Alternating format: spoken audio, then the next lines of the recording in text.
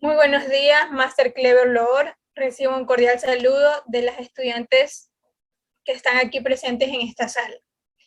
Camila Yepes, Angie Cordero, Helen Farfán, Odalis Faula, Génesis López, Alexandra Choes y la persona a quien se está dirigiendo usted, Nashira Rodríguez. El día de hoy vamos a hacer una retroalimentación de todos los temas abordados en el segundo parcial, empezando por mi compañera Camila Yepes. Bueno, yo le voy a hablar un poco sobre los objetivos de milenio. Dice que son 8 objetivos de milenio del programa de las Naciones Unidas, que esto se da aproximadamente en 160 países. Está elaborado como una declaración llamada Declaración de Milenio, que establece los 8 objetivos que deben cumplirse en los países.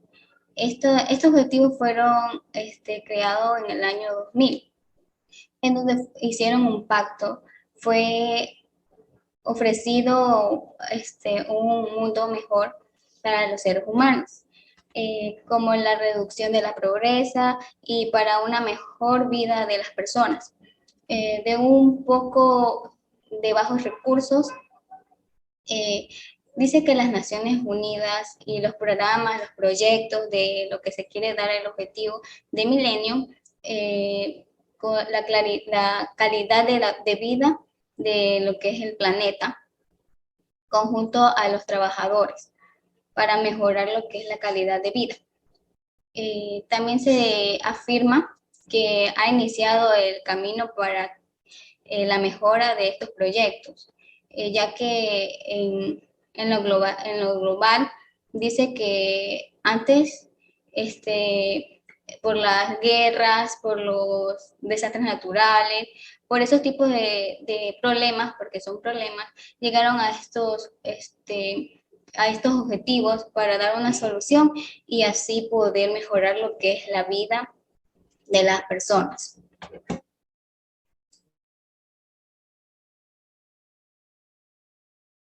Muy buenos días, profesor y compañeras. Yo les voy a hablar sobre los Objetivos de Desarrollo Sostenible de la Agenda del 2030. El primero es poner fin a la pobreza. ¿Qué nos viene con esto? Que antes de la pandemia las personas estaban en una buena situación, pero ahora con todo esto hay personas que no tienen trabajo y no tienen cómo llevarle el sustento a sus familias y a su casa. En hambre cero, que es el segundo objetivo del desarrollo sostenible, es poner fin al hambre. Eso no quiere decir que quieren crear más empleos para las personas y así tengan una mejor situación económica, se podría decir. En salud y bienestar es lo mismo. Antes de la pandemia, en muchos hospitales había bastantes medicamentos y con todo esto de la pandemia hubo así como fraudes y cosas así, porque las personas no encontraban las medicinas en los hospitales y por eso muchas personas fallecieron.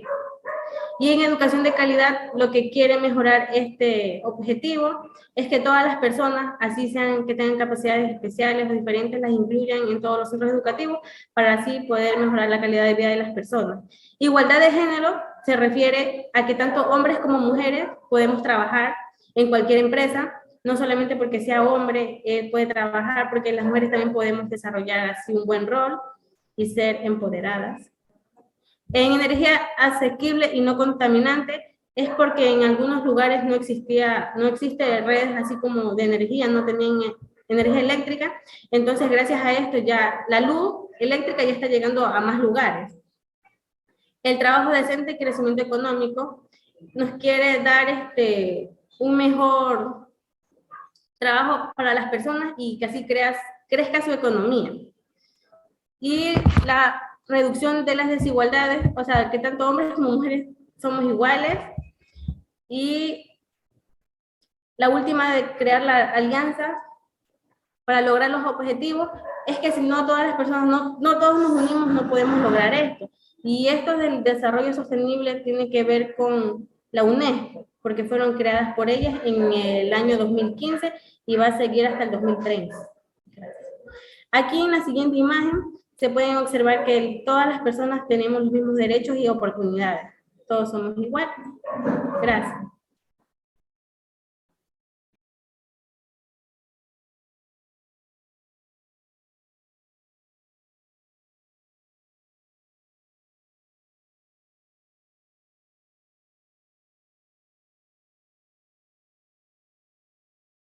Y mediante todas las formas de vivir. Todos tenemos el derecho a la educación. Se reconoce la libertad de enseñanza. La educación tendrá por objeto el pleno desarrollo de personalidad humana con el respeto a los principios democráticos, de convivencia, a los derechos y a las libertades fundamentales de la educación. Podemos decir del artículo 26, 27, 28 y 29, que abarca la Constitución de la República del Ecuador, el del derecho del buen vivir, específicamente en el acceso quinto de la educación. Este artículo nos menciona sobre que el artículo 26 nos menciona que este artículo presenta como que el concepto fundamental de lo que es educación. Propone la nueva Constitución. Podemos destacar 4 aspectos. El primero es que la educación es un derecho permanente de las personas. ¿Por qué? Porque, como sabemos anteriormente, la educación era como que privilegiada a las personas con mayor economía. Solo las personas que tenían dinero podían como que contratar un profesor para que educara a sus hijos, o ellos podían ir a un colegio porque obviamente todo era con paga. Y las personas que no tenían dinero pues no tenían accesibilidad a la educación. Otro punto es la educación como un área prioritaria de la inversión estatal. Pues ahora la educación es gratuita, antes no lo era. Otro punto tenemos que la educación como una garantía de inclusión. Como sabemos, el sistema de educación ha implementado un sistema de exclusión a todas las personas con diferentes condiciones, capacidades, ya sea esta intelectual, física, psíquica o sensorial. Sensorial, por ejemplo, auditiva, ya sea de lenguaje, visual. Todos tenemos derechos a estudiar. Referente al artículo 27, este artículo que describe los elementos constitutivos de la educación, que se propone como derecho básico de todos los ecuatorianos. Entre las características de dicha educación entra, por ejemplo, esta se centra en el ser humano. Otra característica es que considera al ser humano como holísticamente, es decir, como un todo distinto de la suma de las partes que lo componen. Este artículo también nos recuerda la importancia fundamental que tiene la educación para la construcción de una sociedad democrática, social y solidaria. El artículo 28 nos hace referencia, es el punto más importante de la Constitución, pues este artículo nos garantiza que la educación pública está abierta para todas las personas, que sea universal y que no provoque ninguna religión en particular. Es necesario entender también que el laicismo como la obligación del Estado es asegurar la neutralidad del sistema educativo, entre los diversos puntos religiosos y el derecho de la ciudadanía a practicar sus creencias de manera voluntaria. Pues el artículo 29 hace referencia. Bueno, el artículo 29 dice: el Estado garantizará la libertad de enseñanza, la libertad de cátedra de la educación superior y el derecho de las personas de aprender en su propia lengua y ámbito cultural.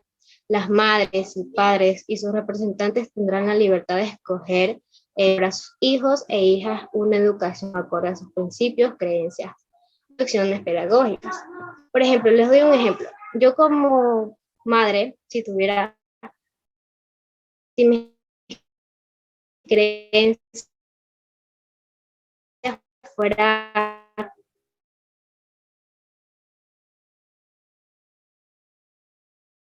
pero esa educación para mi hija la pondré ahí para que conozca más aquello. Pero si yo tengo un hijo como que le gusta el fútbol, sea una prioridad, tenga grupos de fútbol, porque de igual forma mantener los mejores niveles de aprendizaje. Gracias.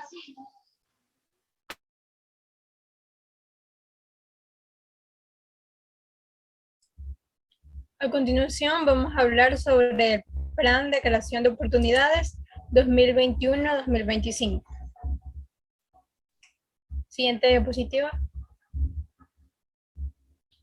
En este caso hablaré sobre el objetivo número 5, el cual dice proteger las familias, garantizar sus derechos, servicios y erradicar lo que sería la pobreza, promoviendo la inclusión social. Bueno, como es de conocimiento de muchos de nosotras como ciudadanas, hemos visto que nuestro país tiene un alto índice de pobreza, ¿verdad? A la vez también tiene carencia de lo que sería servicios básicos y alimenticios, discriminación. Y algo que es muy lamentable es una situación que nos tiene a nosotros consternados como ciudadanos, y esta es la violencia, ¿verdad? Porque nosotros prácticamente en la actualidad la vivimos siempre. Cada día tenemos que enterarnos de nuevos sucesos violentos en diferentes partes del país, siendo así Guayaquil uno de los principales protagonistas en estos días actuales. Por eso, el objetivo del Plan de Creación de Oportunidades 2020 y 2025 busca plantear posibles soluciones a estos flagelos, para así nosotros tener una sociedad más justa y equitativa, que respete la dignidad de personas y así haga frente también a las condiciones de pobreza y violencia que existen en nuestro país. Actualmente, como lo mencioné antes, en Guayaquil hay mucha violencia, mucha pobreza, hay personas que prácticamente viven en condiciones muy, muy desagradables. Sí existen algunos grupos de ciudadanos que buscan el bien para esas personas, pero aún así no se ha logrado como que superar totalmente todo esto. Por eso yo les quiero formular unas preguntas, a ver si alguno de ustedes me la puede contestar. La pregunta es, ¿cómo nosotros como ciudadanos ecuatorianos podemos contribuir para solucionar estos problemas sociales por lo que está pasando en nuestro país actualmente? En base a lo que ya les he mencionado, la discriminación, a lo que son la falta de servicios básicos, alimenticios y violencia. ¿Cómo ustedes podrían ayudarme a contribuir con lo antes mencionado? Yo pienso que Ecuador es un país pequeño, pero tiene gente que sí es bien unida. Y entonces incluso existen organizaciones que ayudan a las personas que no tienen, por decir, dinero o para poder alimentarse. Entonces nosotros podíamos ayudar llevando donaciones a esos lugares que se encargan de repartirles a las personas que no tienen. Y así poder ayudar dando un granito de arena. Yo pienso eso. Odalis. Mira, yo creo que en el tema de la discriminación, que fue lo que trataste, una contribución que podríamos hacer nosotras como futuras docentes sería educar a nuestros niños tanto en los temas de discriminación como en los temas de la violencia, porque de ahí rige todo, o sea, desde el hogar, desde cómo educaron a sus hijos para que ahora se crean grandes delincuentes o personas que hacen el mal. Yo creo que sería desde el hogar, desde la educación que le demos los docentes y también los padres. ¿Alguien más que desee aportar? Pues con estas dos aportaciones de mis compañeras estoy totalmente de acuerdo. Como lo mencioné antes, algo muy lamentable, por eso el gobierno sí está haciendo aportes, no en su totalidad. Solo está en nosotros poder ayudar a solucionarlo también, y concuerdo con lo de mi compañero Dalis. Nosotras como docentes vamos a formar niños a futuro. Está en nosotros enseñarles los principios, los valores y cómo él puede relacionarse con otras personas, porque esto también implica relacionarse, tener una convivencia sana y no dejarse llevar por comentarios o personas. Entonces, este objetivo es el que yo puedo rescatar como el más importante del desarrollo del plan de creación de oportunidades. A continuación, mi compañera les va a hablar sobre otro objetivo. Bueno, buenos días. Mi tema es el objetivo 7, potencializar las capacidades de la ciudadanía y promover una educación innovadora, inclusiva y la calidad de todos los niveles. La necesidad de innovar en el pensamiento del docente con respecto a la inclusión de personas con necesidades educativas especiales es el proceso de enseñanza y aprendizaje, pues solo los docentes responsables de la formación de nuevas generaciones han realizado el análisis documental de los aportes tanto en organismos internacionales como nacionales. En el análisis se ha identificado diferencias en la acción inclusiva. A nivel nacional se ha identificado el protagonismo enfático en los actuales gobiernos. En el Ecuador, a partir del 2007, la inclusión educativa parte de una política pública que nace desde las declaraciones constitucionales, llegando a un nivel de concreción mediante la Ley Orgánica de Discapacidades, la Ley Orgánica de Educación, siendo el órgano rector de Educación del Ministerio de Educación del Ministerio. En contexto con el punto de partida de nuestro análisis, la educación del futuro y la sociedad es su conjunto que demanda desde la educación inicial hasta la superior. Se garantice la diversidad en todos los niveles. En el sistema educativo del Ecuador promueve la inclusión en todos los niveles de enseñanza. De allí, las instituciones educativas vienen realizando acciones alineadas a los postulados de la educación en el siglo XXI. Uno de ellos es aprender a vivir juntos, aprender a vivir con los demás, eso citando a la Comisión Internacional sobre la Educación para el siglo XIX de noviembre.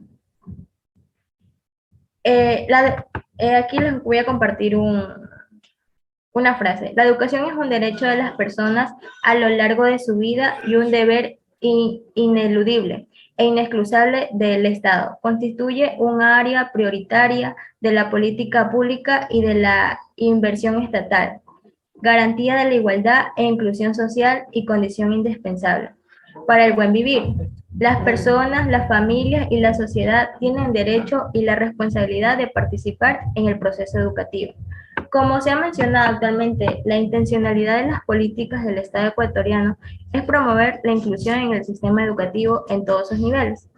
El objetivo de esto es cumplir con el proceso de responsabilidades en torno al buen manejo estudiantil en las aulas. El propósito se enfoca en el futuro, se convierte entes activos a una sociedad inclusiva.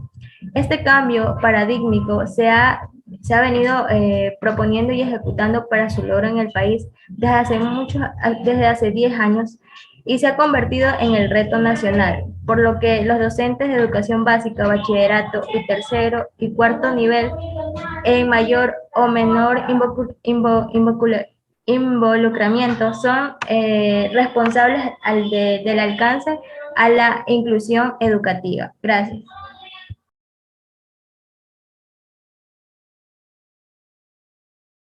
Ok, a continuación yo les voy a presentar la estructura del Sistema Nacional de Educación.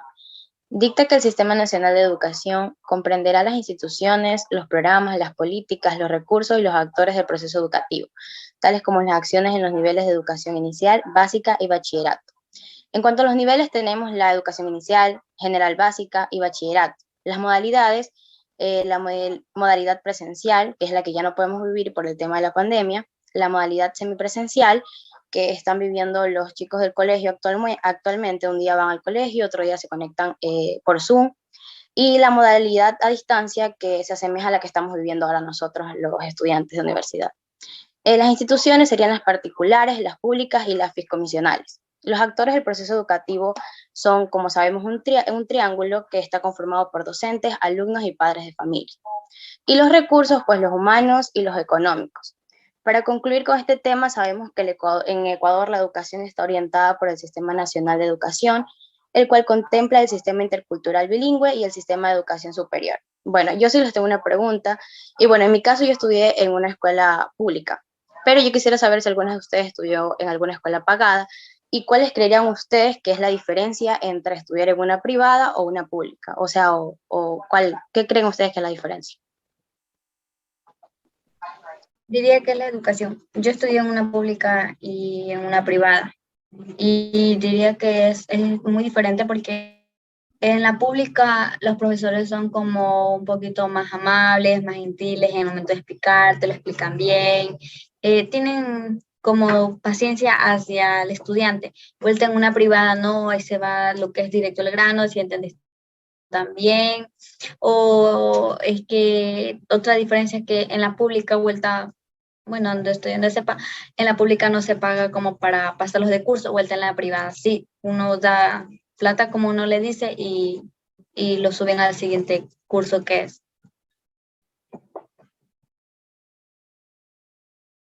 Yo quería rescatar que, o sea, no es tanto una diferencia, o podría ser sí una diferencia, que en la pública, pues los libros obviamente son los del gobierno y lo que hace la privada es coger lo mismo, el mismo contenido y lo único que hace es cambiar el editorial.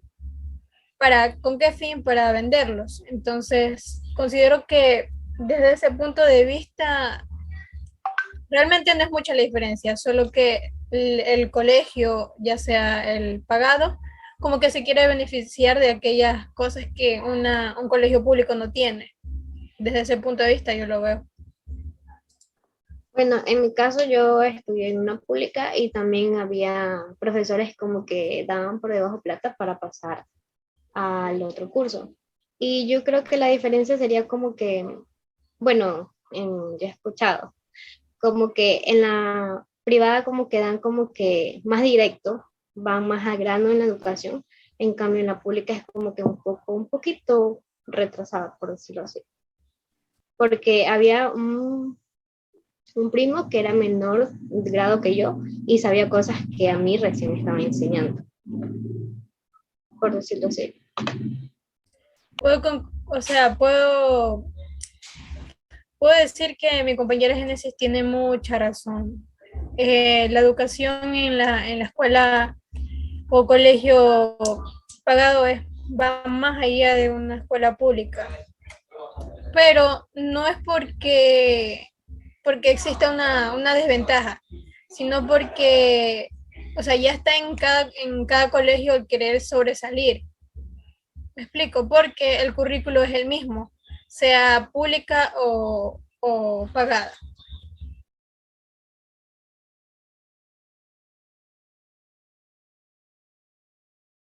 Bueno, si nadie más tiene nada que decir, con eso concluimos, chicas. Gracias.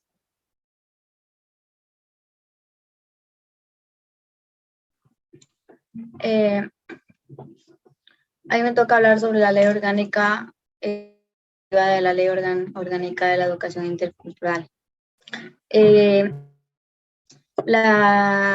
función cumple la ley orgánica, que es más como unos la llaman así?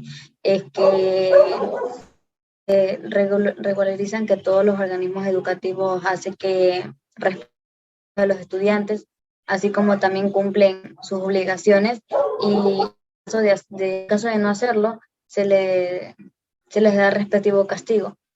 Y también tenemos lo que también y responsabilidades de lo que es la LOI, del artículo 10 y 11 del estudiante, que es cumplir las actividades académicas y formativas y cuidar las instalaciones físicas, ya tanto dentro y fuera de la institución. Del artículo 8 y 9 también tenemos las obligaciones, que lo principal de la obligación del Estado es el cumplimiento pleno, permanente y progresivo de los derechos y garantías de constituciones en la materia educativa. Como unos derechos de los estudiantes tienen, son de ser actores fundamentales en el proceso y aparte de recibir una información integral y científica. También tenemos el intervenir en el proceso de la evaluación interna y externa como parte de una finalidad educativa. Dentro de eso tenemos que el artículo 26 de la Constitución de la República reconoce que la educación lo reconoce como un derecho que las personas lo ejercen a lo largo de la vida. Y debe tener, debe tener como una prioridad, ya que es un derecho sumamente importante para cada persona, así como existen los colegios públicos y colegios privados, y privadas. Dentro de todo eso también tenemos lo que es la universidad. Tenemos como que la universidad es un término aplicado como un elemento donde según dicen que los estudiantes tienen un poquito más de conocimiento. Y bueno, aunque por rato veo que hay estudiantes universitarios que no tienen mucho conocimiento sobre qué es una universidad o qué se va a hacer la universidad. Hoy en día no se mide la inteligencia de las personas, sino la capacidad de comunicarse con las demás y consigo mismo. Esto quiere decir que la rapidez, trascendencia de los cambios en la sociedad, continúa la evaluación y transformación. A veces la educación del niño no solamente depende de lo que de la escuela, de los profesores o compañeros, también depende de los padres, de la madre y también de la sociedad, porque si en la escuela le enseñamos valores a los niños afuera, al momento de salir de las aulas, lo que sale afuera, lo que es la sociedad, aprende cosas que no están enseñadas obviamente en lo que es en la institución. Constituye el principio rector de la doctrina de la protección integral recogida del desarrollo del Código de la Niñez y la Adolescencia, que es un conjunto de procesos que garantiza un desarrollo integral y una vida digna, así como las condiciones materiales, afectivas, que permiten vivir plenamente y alcanzar el máximo de bienestar posible a mayores y menores de edad. Dentro de eso también se trata del derecho del menor, que es un interés superior, ya sea una consideración o es para una cuestión de, como les digo, que dentro de todo eso, la educación no solamente depende del profesor. Entonces la Secretaría por la Innovación Educativa y el Buen Vivir tiene como misión poner política la implementación de la cultura de paz y la convivencia armónica de los actores del Sistema Nacional de la Educación como participación activa de las instituciones para que toda institución trate sobre este tema, que es de la Dirección Nacional de la Educación para la Democracia y el Buen Vivir. Gracias. Bueno, este ha sido nuestro aporte. Espero que tengan una excelente semana y muchas gracias por su atención.